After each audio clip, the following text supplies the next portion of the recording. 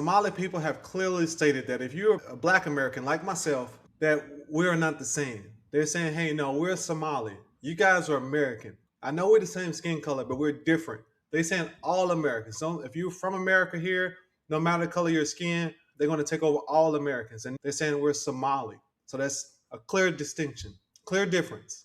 And they're saying, hey, no, we don't want to be them. We're not them. We're separate. Don't call us your brother. They're saying, you blacks in America, we're not your brothers. We're from Somalia. We have our own brothers. You guys have your own brothers, which is all Americans. I mean, they talk. Listen, some people could learn some stuff from them about how arrogant they is about this country that they are taking over. To the first clip, the opening clip there, don't you find it suspicious that mainstream media is not covering a story where a sitting governor, under his watch, 6.5, upwards of $8 billion has gone missing due to fraud, and mainstream media has decided not to cover it? Don't you find that suspicious? Let's keep going in this video. Hit the like button, share the video, subscribe to the content. You know, like the racists are actually just jealous of Somalis because of how successful we became in a matter of one generation. And I was watching a lot of videos that are coming up on my For You page where people are saying, how come Somalis have nice cars and we don't? We've been here like how many generations? We were born here, our ancestors are from here, but Somalis drive nice cars. This whole thing is just making me realize is jealousy. They're jealous of our success because they expect us like to be at the bottom of the bottom, right? And then we come here one generation, we work hard, we save our money. And Somalis are not the only community that committed fraud, okay? We're not all committing fraud, okay? Every community has bad apples, but they're trying to use that as leverage to hate on us, right? And attack our community. But what it is like when you're an immigrant group and you're black on top of that and you're African, they hate you to be successful.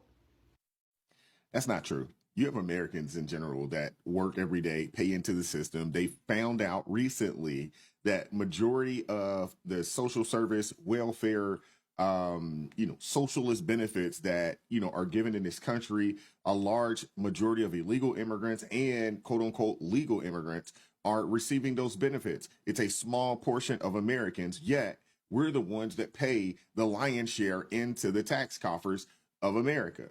Yeah. So you got a lot of people frustrated behind that. And we're not jealous. A lot of folks are just angry. We're not jealous at your success. If you actually got here and just got it out the mud, like so many of us have to, it'd be like, whatever.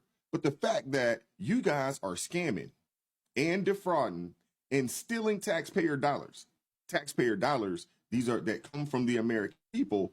Yeah. The average American has a problem with that, a huge problem with that. But let me play these next two clips from Ilhan Omar and another Somali individual talking trash about America. cabsi baa loo daara way yaabeen war dadka noocaana xaggee ka imaadeen bay leeyihiin kommentiyadii iyo meel kastoo wax soo gelayeen baa loogu daata dhalinyarada Soomaaliyeed ee jooga Soomaaliya iyo Kenya iyo Afrika. Now this is for entertainment purposes only. Okay, family, so check it out. What's not being reported like that, okay, is that we are being attacked. Foundational Black Americans are being attacked by foreigners, okay? Somali gangs, I mean, you name it, Jamaicans, everybody that ain't from here, okay, are upset about delineation. They're upset by ICE rounding them up. And I'm hearing through the grapevine that they are attacking our youth in the schools, okay? The children are attacking the children. You understand? And it's happening a lot, okay? And the schools cannot get a hand on it, cannot get control of it. And it's not being reported like that. A lot of the shit is being looked at as black on black crime when a lot of it are foreign gangs, okay? And it's foreigners, okay? It's like their parents are the illegal ones. And, they didn't start up here and had these anchor babies. So these anchor babies are attacking our children. You get what I'm saying? Like, because they mad at the situation their parents going through. I don't know. You know what I mean? But just understand, we might need some security. You know what I'm saying? Because they are doing drive-bys, they jumping out on anybody they think that is a foundational Black American. And it's happening. It's you understand? It's they calling it black on black violence because it's black foreigners. You know what I'm saying? But this is foreign crime. You know what I mean? That the demon rat's been trying to cover up for the longest, okay? Because they do a lot of crimes when they get to our country, but they've been covering that stuff up. And now they have directed themselves to criminal violence against us. You know what I'm saying? So please be aware about your children, know where your children at. Have them tell you about how their day is going, what's going on. Because I know in California, I know in Minnesota, I know in New York, in a lot of these liberal states, okay, there is a lot of violence being committed towards foundational Black Americans, okay, and that shit needs to be dealt with, all right? And this is why I say immigration is a threat to our national security, and I do have the petition in my bio, so please sign that, family. We got to get that pushed through. We need as many signatures as we can get, but call ICE on these folks, family. ICE all day, FBA all day, America first. Peace and blessings, family. There's a conversation happening right now that a lot of people are feeling, but not everyone is explaining correctly. What happens when people who did not identify themselves as Black in America suddenly starts experiencing the same treatment Black Americans have been talking about for generations, and then they need the same support system they once kept distance from? That's where things get complicated. In the US, you've got multiple identities overlapping. We have the African Americans with a long specific history tied to slavery and civil rights. And then we have African immigrants, including Somali Americans with different cultural backgrounds, languages, and experiences. So at first, many immigrants don't necessarily see themselves the same way Black is defined in America. And that's not always about disrespect. It's often about different cultural frameworks. But once you're in America, the system doesn't always make that distinction. Let's continue with the clips and then I'll come back with more comments. Why do I keep seeing these low IQ videos of FBA content creator and CEO on my timeline? So bad in Somalia? Why is the healthcare system so bad in Somalia? You're not letting me finish. You got to be quiet. If your culture is so popping, why is the education system so bad in your culture? Why do y'all barely have any type of healthcare system over there? Why is all of the infrastructure in your own homeland destroyed? Mogadishu is a terrible city.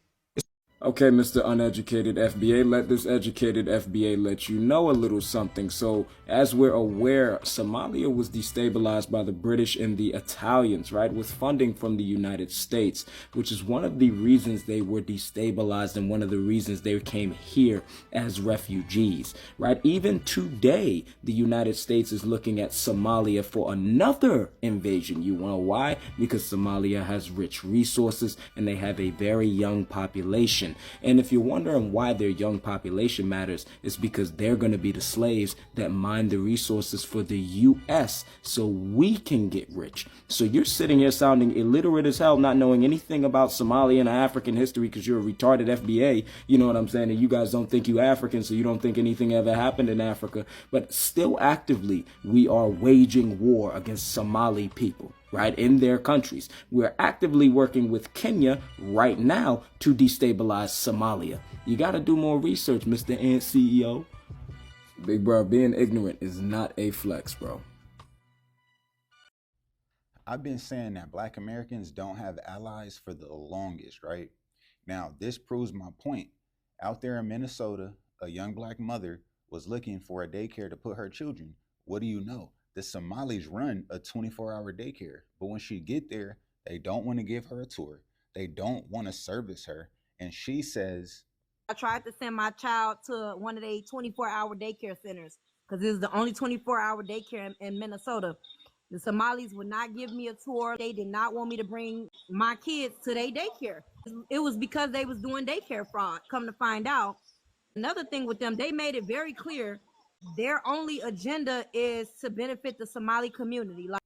You know, most of these immigrants, they come here, they don't come here to ally with us Blacks. They don't come here to be our friends. They don't come here to service us. They don't come here to be around us. They come here to use America for whatever they can get out of it. That's something that we all have to remember, because that's what it is. You open a business here in America, then it's for everyone. You service everyone. You don't come to America to only service your own people.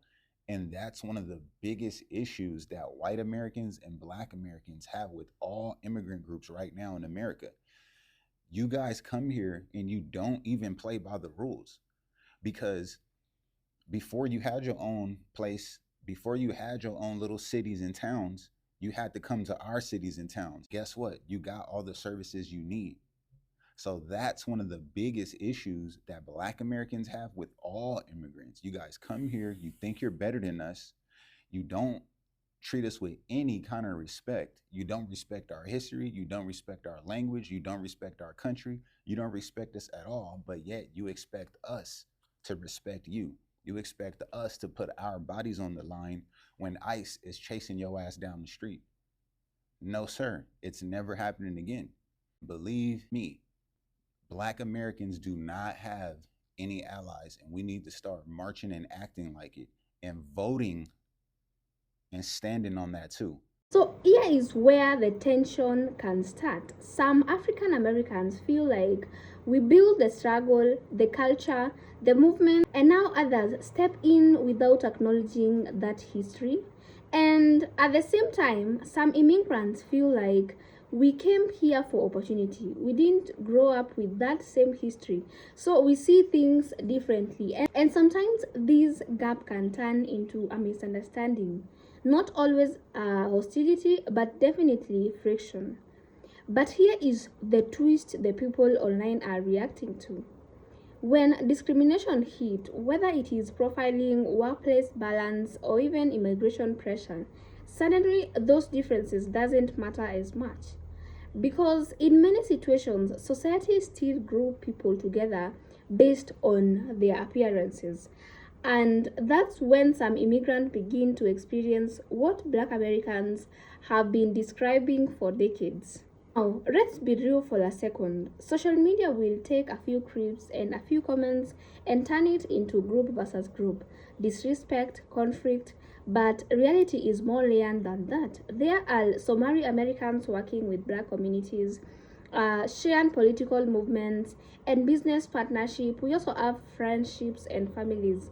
Those stories don't usually go viral. What this situation really highlights isn't just tension, it's something deeper. How identities change depending on where you are, how systems can group people in ways they didn't choose, and how shared experiences can reshape perspectives over time. So it's less about who disrespected who, and the more about how people understand themselves and each other inside a system they didn't create. So instead of asking who is right or who is wrong, maybe the better question is what happens when different Black experiences finally collide in the same space, because the conversation is still unfolding. Let me know what you think in the comment section below, and kindly remember to keep it respectful, because this isn't just about opinions, it is about real people, real identities, and a reality that is more complex than any headline. Thank you so much for watching up to this point. I'll see you in the next one. Bye for now.